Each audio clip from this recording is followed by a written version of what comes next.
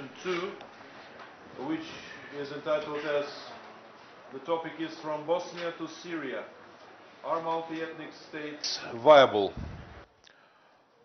Multi-ethnic societies and their transition is a topic of particular importance, and analysis of multi-ethnic political institutional structures are particularly complex and difficult.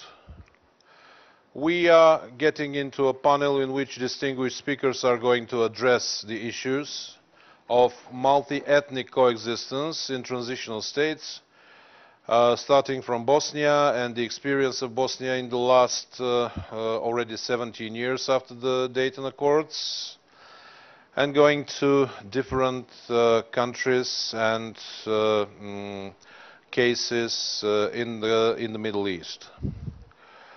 We have on the panel Mr. Joseph Bahout, who is professor and researcher at Sciences Po in Paris, from Lebanon. Mr. Esref Kenan Rasidagic, who is assistant professor from the University of Sarajevo in Bosnia and Herzegovina. Valeri Ratchev, who is distinguished Bulgarian security expert from the Center for Security and Defense Management in the Bulgarian Academy of Sciences. Mr. Bassam Al-Kuwatli, who is former member of the Syrian National Council.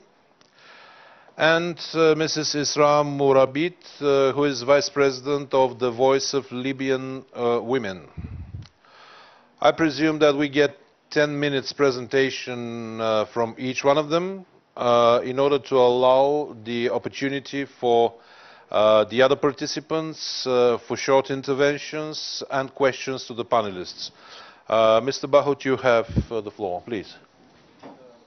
Mr. Chairman, I'll try with great difficulty to be brief, because this is a very complicated topic, and I would very quickly plunge into it by saying that personally, at least conceptually, I find this concept of viable states a bit shaky, because I mean all states have a birth of date, and so they should have a birth of death one day, so all states are viable and non-viable. I think the problem is the architecture and the political formula of a state that renders it viable, be it a multi-ethnic, multi-sectarian, plural, etc. state, or homogeneous state. This is a small detail point. If we focus on the Middle East, and this is the region I will try to focus on, and mainly on the Levant, on the Near East, I think that we all agree, I hope that we will all agree that there is today a widespread evidence that the model of the centralized Jacobin, classical Westphalian, let's say, nation state is not only eroding by mere fact of political dynamics, but it is also under accusation by a lot of political forces and currents and etc., because it has been empirically since the independences and then after in the 50s and the 60s and beyond, and it is also potentially suspected of being a breeding ground for authoritarian, if not totalitarian, types of political structure. So I think that today, regardless of all this literature of this is this the end of Sykes-Picot, are we witnessing the birth of new states, etc., I put this aside. Already we know that the page of this type of centralized nation state in the Levant, at least, is to be turned. And it has started to be turned after Iraq in 2003. Now the question is to be replaced by what, and if this what is viable. I think this is our discussion. So fortunately or luckily enough, political science is tried to be creative in order to cope and to accommodate this question of non-centralized, forcibly states that could accommodate diversity and heterogeneity. And if I want to really be simplistic and very, very schematic, I would say that other forms than the centralized Jacobin state, we can put them on a spectrum from the more let us say, preserved, quote-unquote, centralized, to the more dispersed or to the more scattered, let's say. Of course, we will have, on the one hand, the Dayton-like model or scenario, i.e. the end of a heterogeneous state that was centralized under a, let's say, strong regime that has, in fact, exploded or imploded in several sub-states. And then at the other end of the spectrum, you have something that political scientists call the consociational type or the consociational democracy type, which is in fact the model which is embodied in the Levant or the Middle East by Lebanon, be it in post-independence Lebanon with the National Pact formula of 43, or the post-Civil War formula of the Taif Agreement, which in fact is nothing more than a reshuffling, a repainting, a facade, a window dressing of the former system. So this is the spectrum, and in between you have shades of centralization or centralized state or completely, let us say, exploded political system, which are, of course, the confederal or federal system and a system of wider political decentralization. I won't get into the technical details here. We're not in a lecture of political science. Let us very quickly say a few words. Let me say a few words about Syria in that case and where I see the Syrian issue, and probably I will anticipate and steal some of the ideas of our colleague here, Bassam Al-Kuwatli, from whom I read a very interesting paper yesterday in Al-Jumhuriyah, which is a very interesting publication on the Syrian revolution, where he openly discusses the issue of decentralization for Syria, which is, and I say it here publicly, quite courageous for a Syrian, let's say, political culture, which is very accustomed to staunch Jacobin centralization. Let's say that if we take the Dayton end of the spectrum, the explosion, the fragmentation, unfortunately, if we look at Syria today, the photographic situation of Syria, a lot of indicators tell us that we are, or we could very easily or easily go towards that direction. We have a fragmented territory, which is under today forces that exert monopoly of physical force, which is the definition of a state. We have pockets of places where the Syrian regime will never be able to exert control again, even if it, by miracle or by chance or by nightmare, for me at least, wins the war. It cannot exert its authority again. We have a very rapidly increasing level of hatred between the segments of the society, not only the sectarian ones, but sometimes on regional basis and etc. And we have what is also fueling this phenomenon of centrifugal forces, regional extensions of the Syrian crisis, i.e. forces that are looking beyond the borders for patrons, protectors, and etc. So the question is Syria able to head this way? And the second question is it hopable that Syria heads that way? I leave the second question, it's not to me to answer it, but I would say that the feasibility, at least for now, is a bit premature. And it takes a lot of other things in order to reach a Dayton type of agreement.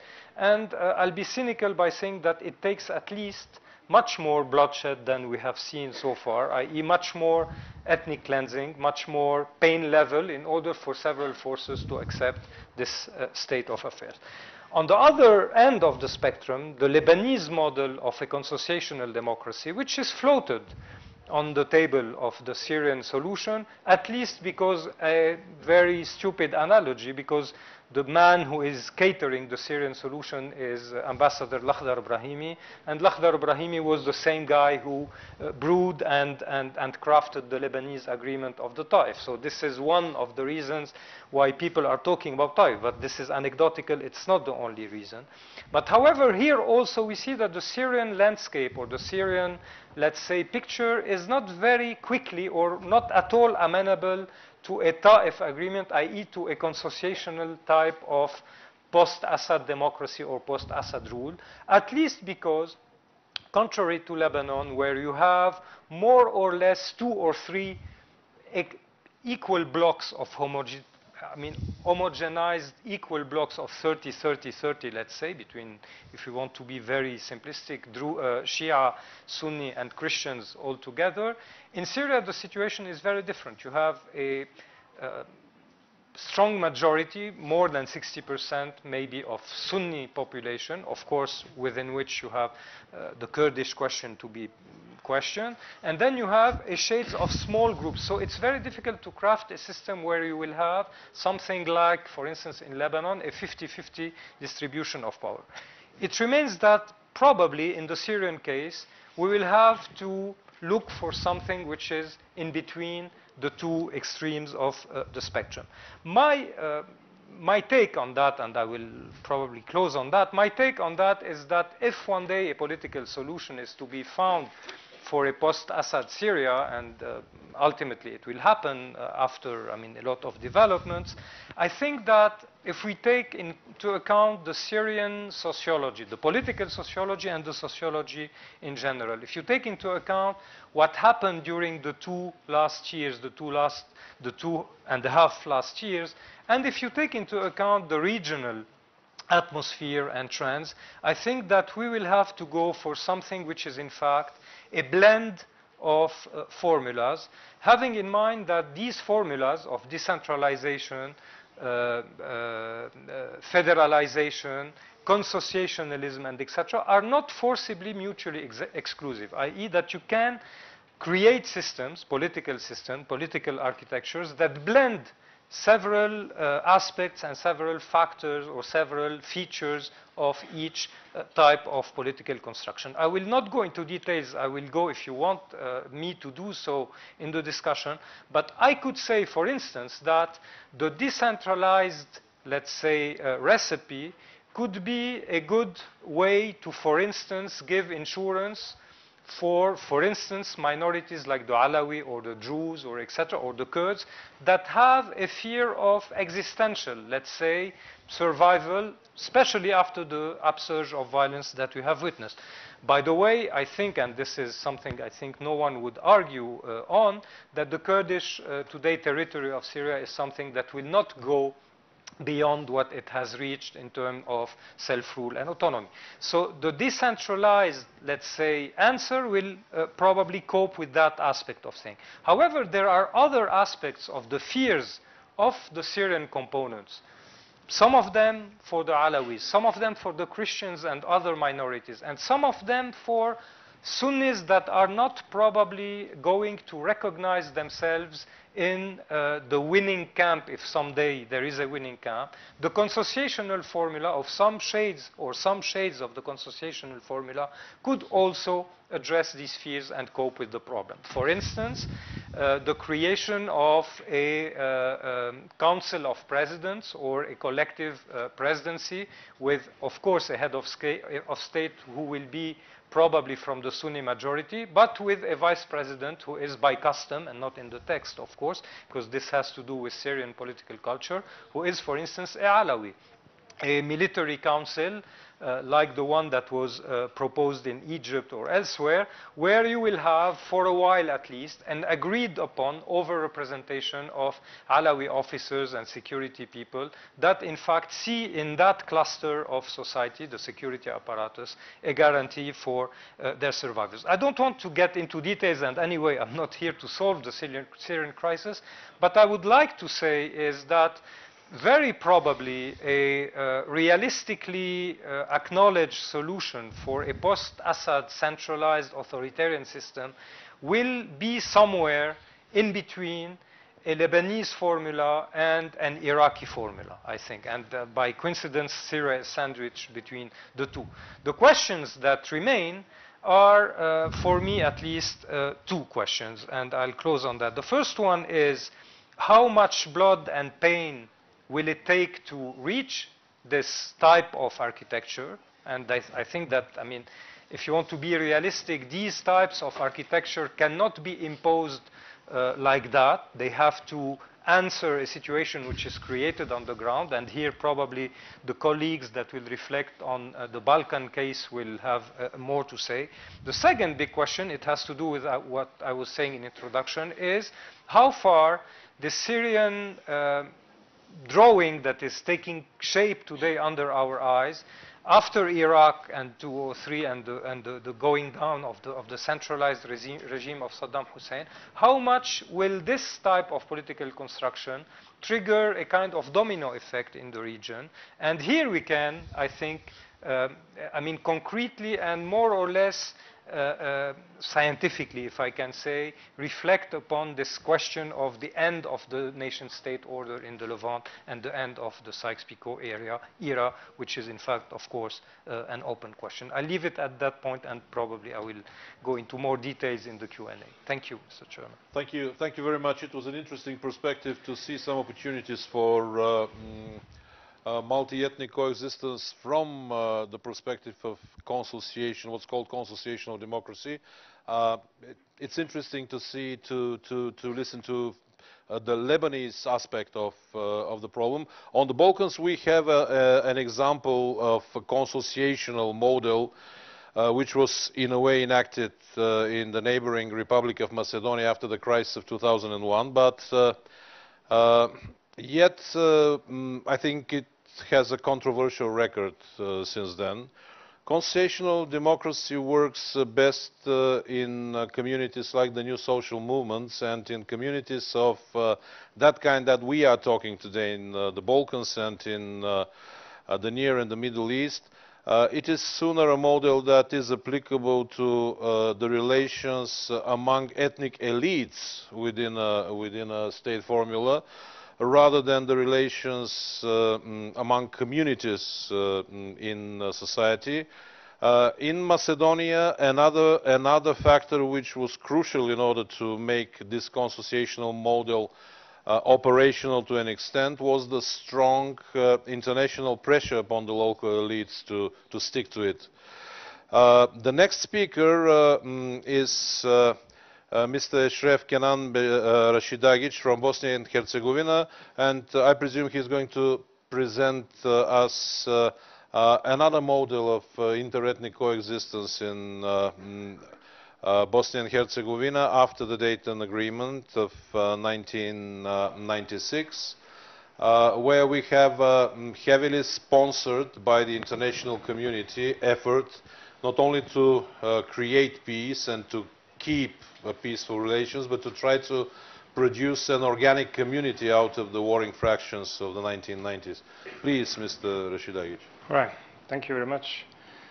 Well, first of all, I promise to apologize for sticking out in my orange outfit among all these great suits. I did bring my gray outfit, but I was taken from the airport straight to the conference, and so. But in fact, this is what I usually wear anyway. All right. So a friend of mine has talked briefly about possible solutions to the ongoing crisis in the Middle East, and drawing parallels, of course, with Bosnia, which is, somehow unavoidable in all these discussions about post-conflict resolution studies and research going on in that direction. I'm not that brave to speak about possible solutions. I'll rather possibly say what shouldn't be a solution.